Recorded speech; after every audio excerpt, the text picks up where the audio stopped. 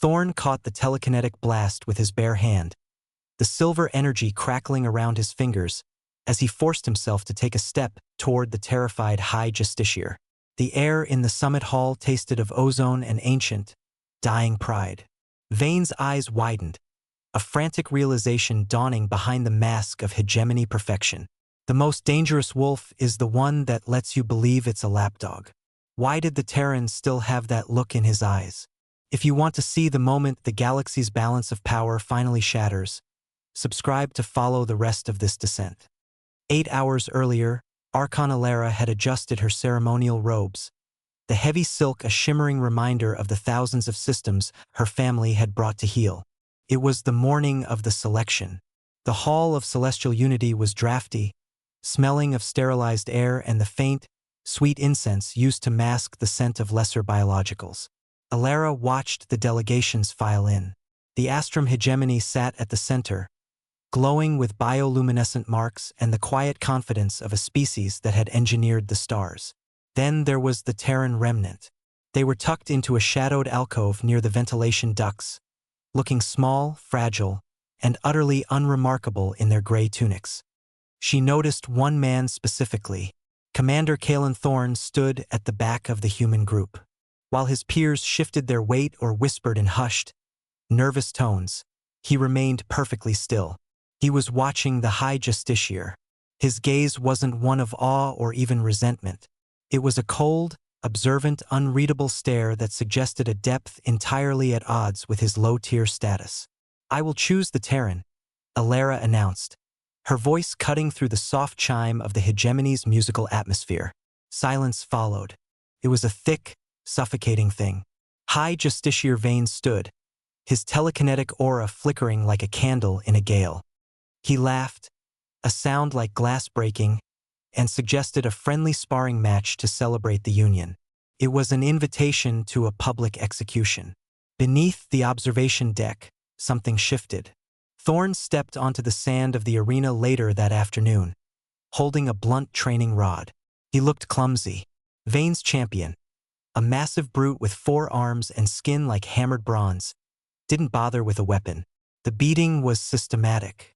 Thorn took hit after hit, his ribs cracking with audible pops that echoed off the high crystalline walls. He fell, rolled, and stood again. Blood coated his chin, yet his breathing remained rhythmically steady. Alara leaned forward, her fingers digging into the velvet of her chair. She realized Thorn wasn't trying to win. He was absorbing the data of the impacts, his eyes never leaving the champion's center of gravity. The hegemony didn't just uplift civilizations. They erased the ones they couldn't break. How many other secrets have we buried under our supposed benevolence? As the suns of prime zenith began to set, casting long, bloody shadows across the arena, Alara saw Thorn's hand tighten on the training rod. It was a momentary slip of his mask. Thorn did not wait for the champion to strike again. He pivoted, the blunt training rod whistling through the air with a sudden, predatory weight. It didn't hit the brute's chest. It caught the precise nerve cluster beneath the second arm. The giant collapsed, gasping, as Thorn moved like a machine clicking into a gear it was always designed for. Alara watched from the balcony as the fragile human wiped the blood from his mouth. He looked up, locking eyes with her, and for the first time she saw it. This wasn't a survivor. It was a predator in a cage of his own making. The summit convened 3 days later under a sky choked with hegemony warships. The atmosphere was brittle. Vane stood at the dais, his hands glowing with the stolen light of the stellar fracture, ready to sign the decree that would officially dismantle the Terran remnant. But the air changed. A flash of silver preceded the scream. Vane's proxies, armored shock troops that could level a city block, moved to seize Alara. Before they could take a step, Thorn was there.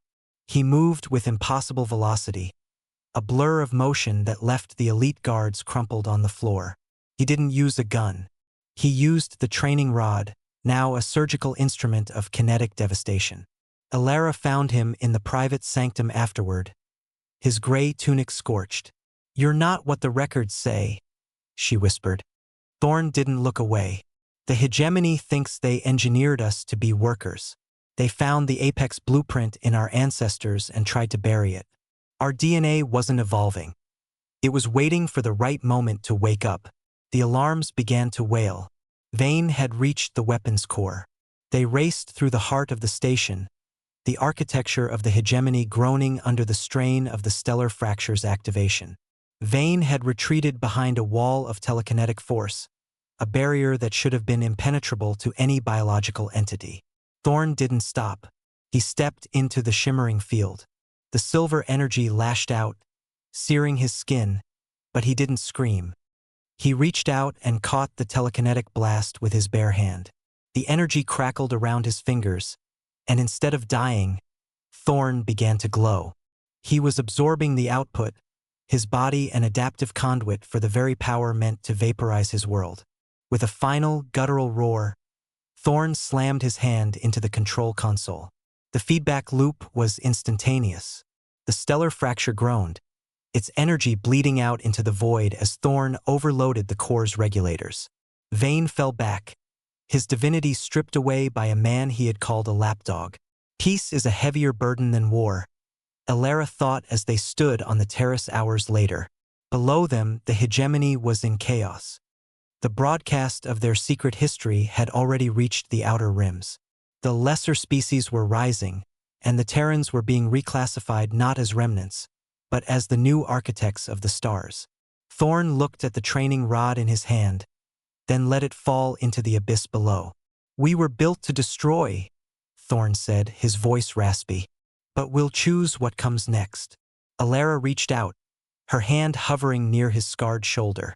They watched the suns rise over a galaxy that would never be the same again. If you're ready to see what happens when the hidden giants finally wake up, join us for the next chronicle.